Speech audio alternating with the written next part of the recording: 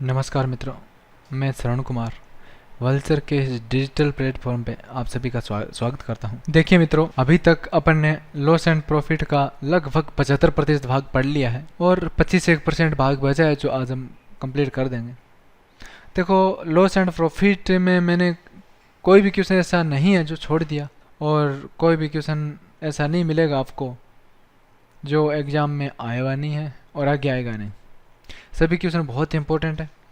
जो भी आपको यहाँ करवाए वो आगे के आने वाले एग्जाम की दृष्टि से बहुत इंपॉर्टेंट और पीछे के एग्जाम में आए हुए क्वेश्चन करवाए मैंने और बहुत सारे क्वेश्चन करवाए मैंने। ठीक है, चलिए आगे अपन पढ़ते हैं। नेक्स्ट जो अपना टॉपिक है, टॉपिक तो लॉस एंड प्रॉफिट ही है, लाभ और हानि है, लेकिन नेक्स्ट जो अपना क्वेश्चन है, नेक्स्ट जो अपना टाइप है, ध्यान दीजिएगा, बहुत आसान क्वेश्चन है, ध्यान से समझना है। चलिए करते हैं क्वेश्चन को। चलिए मित्रों, ध्यान से देखना है। क्वेश्चन पढ़िए पहले।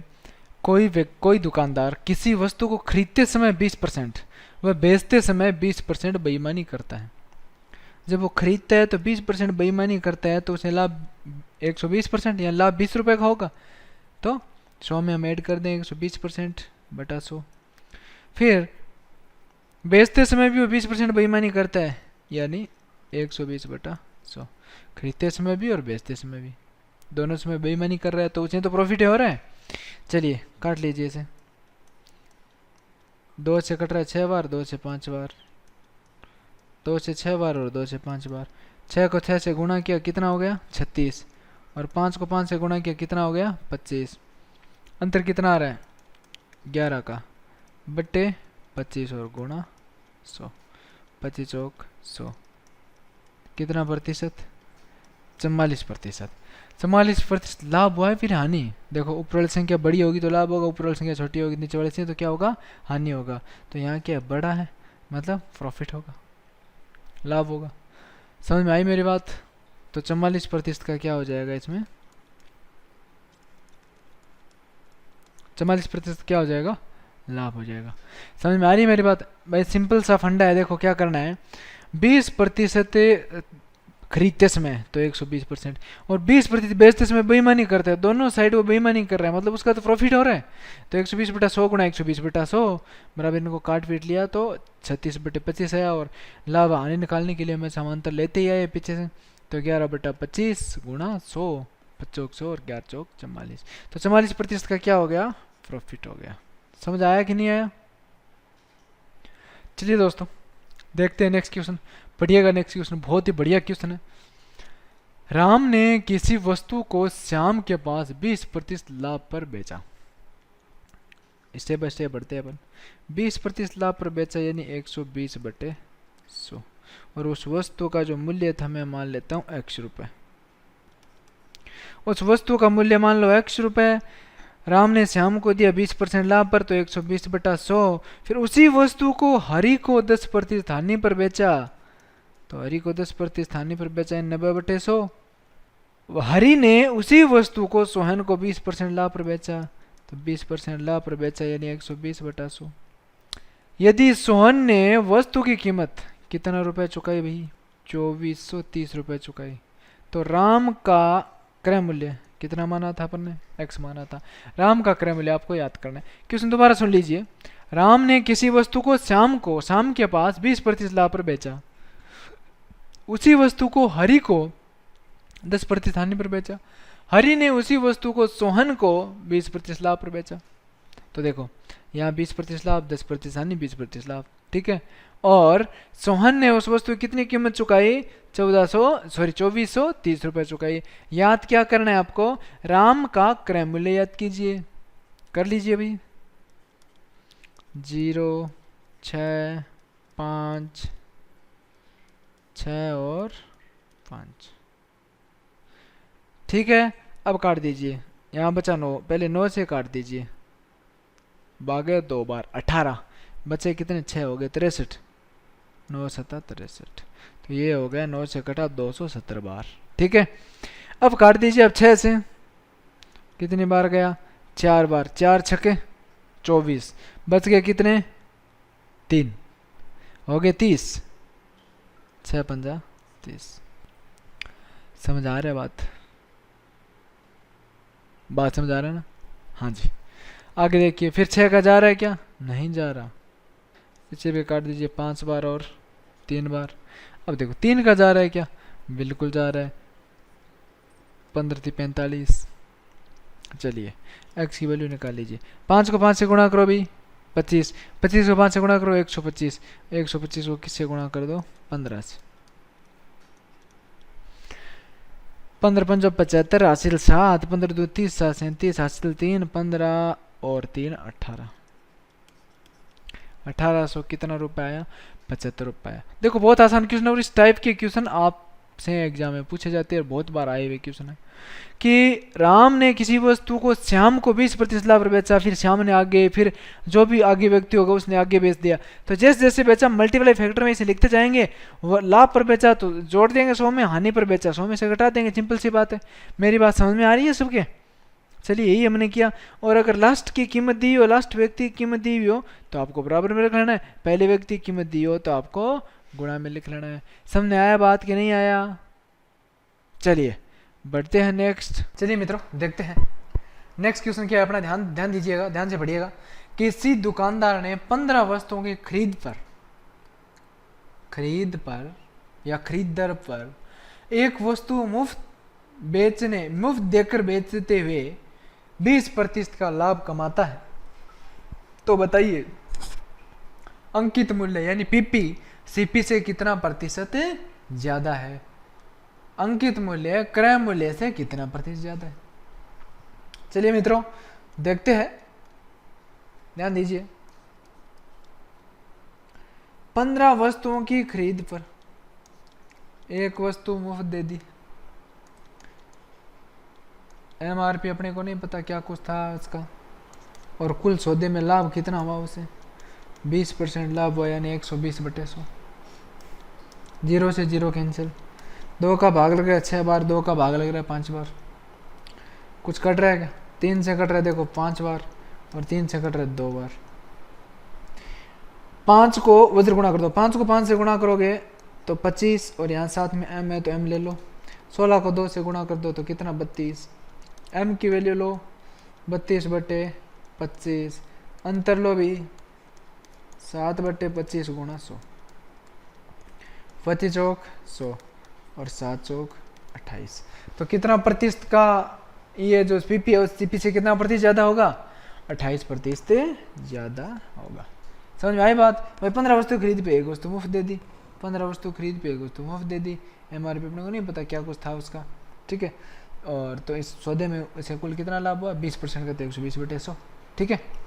हल कर लिया तो कितना आ गया? 28% का क्या? 28% क्या होगा? ज्यादा होगा। समझ आया कि नहीं आया? आ गया। चलिए मित्रों देखते हैं नेक्स्ट क्वेश्चन। बहुत ही शानदार क्वेश्चन है दोस्तों, देखिएगा। कोई दुकानदार यदि 10% मिलावट करके, स्टेप बाय स्टेप बढ़ते हैं अपन। 10% मिलावट करता है, नहीं वो तो इतना शुद्ध लाभ कमा ही लेता है। भाई जितना मिलावट करेगा उतना लाभ उसमें हो ही जाएगा। 10% मिलावट कर रहा है तो 110/100, ठीक है। फिर आगे भी देखिएगा, आगे क्या दिया हुआ है? 20% कम तोल कर।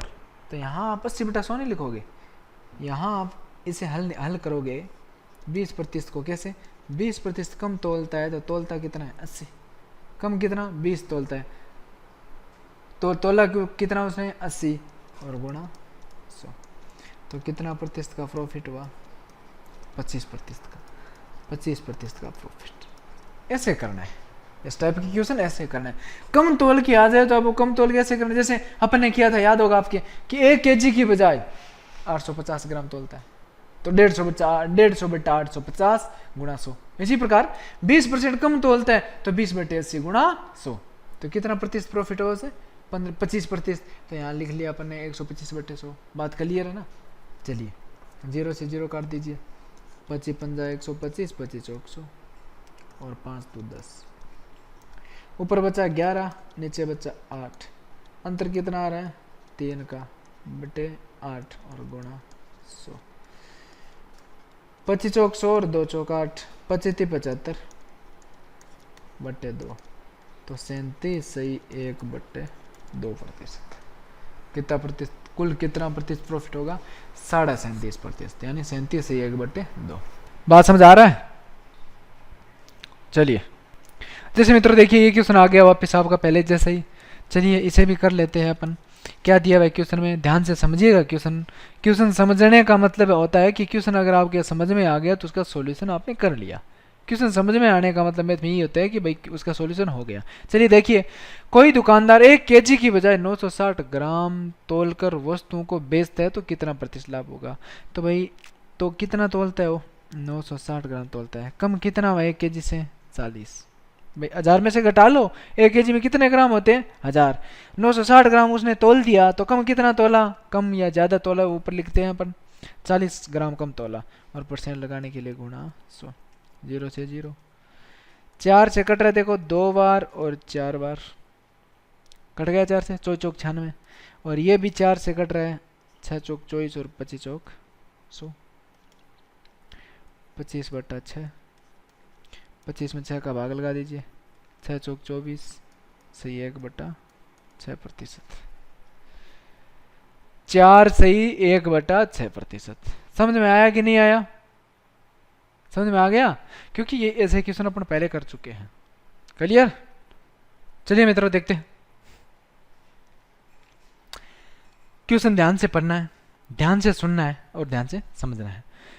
किसी व्यक्ति ने कुछ सेव खरीदे, अपने को नहीं पता कितने सेव खरीदे, तो SV/CP होता है, ये अपन कर ही चुके हैं। SV/CP कुछ सेव खरीदे, अपने को नहीं पता कितने सेव खरीदे, 10% सड़ गए, ठीक है। 120 रुपये पर kg की दर से बेचा गया, मतलब 120 रुपये पर kg से बेचा गया, और अपने को नहीं पता कितने सेव उसने खरीदे थे। X मान लिया, Y मान लो, B मान लो, C मान लो, कुछ भी मान लो। और 10% सेव सड़ गए तो बचे कितने, 90/100। और इस पूरे सौदे पे उसे लाभ कितना हुआ, 8%, तो 108/100। क्वेश्चन दोबारा सुन लीजिए। किसी व्यक्ति ने कुछ सेव खरीदे जिनमें से 10% सेव सड़ गए। यदि 120 रुपये पर kg की दर से उन्हीं सेवों को बेचा जाए तो 8% का लाभ होता है, यानी उन्हीं सेवों में से 8% लाभ होता है। सेव का खरीद मूल्य यानी सेव का क्रय मूल्य क्या है, क्रय मूल्य यानी सेव का CP क्या है। चलिए CP अपन ने कितना लिया था, X लिया था। समझ आ रहा है बात। देखो SV/CP होता है, SP अपने को दिया 120 रुपये, तो यहाँ ले लिया। 120 रुपये में बेचा गया, तो बेचा जाने का मतलब क्या SP है, तो 120 रुपये ले लिया। CP अपने को नहीं पता। 10% सेव सड़ गए तो 90/100, बचे कितने, 90 बचे, 90/100। और लाभ कितना हुआ, 8%, तो 160/100। बात क्लियर है ना। 0 से 0 कैंसिल। और कुछ कट रहा है क्या, ये 60 बार, ये 5 बार, ठीक है। 9 से कट रहा है 12 बार, और 12×5 60। क्लियर बात। और 5 से 5 कैंसिल। X की वैल्यू कितनी आ गई, 100। भाई बचा 100 है, तो X की वैल्यू कितनी आ गई, 100। तो किस मूल्य से सेव खरीदेगा वो, 100 रुपये पर kg की दर से। समझ में आ रही है मेरी बात, बहुत आसान है। दोबारा सुन लीजिएगा। SV/CP होता है, ये आपको पता ही है, ये आपको पता ही है, SV/CP होता है ना, अपन स्टार्टिंग से करते आए हैं, ठीक है। अब आगे क्या बोल रही है, 120 रुपये की दर से, 120 रुपये पर kg की दर से बेचा गया। बेचा जाने का मतलब क्या है, बेच जाने का मतलब आपका SP है, ठीक है। तो अपने SP रख दिया 120।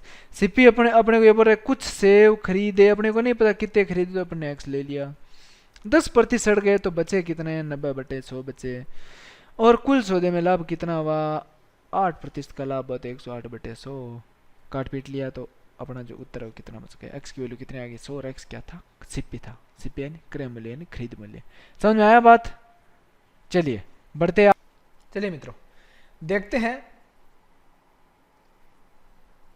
हैं नेक्स्ट क्वेश्चन। अपना क्वेश्चन पढ़िएगा ध्यान से। किसी व्यक्ति ने 2 वस्तुओं में से प्रत्येक को एक ही विक्रय मूल्य पर बेचा, यानी एक ही SP पर बेचा।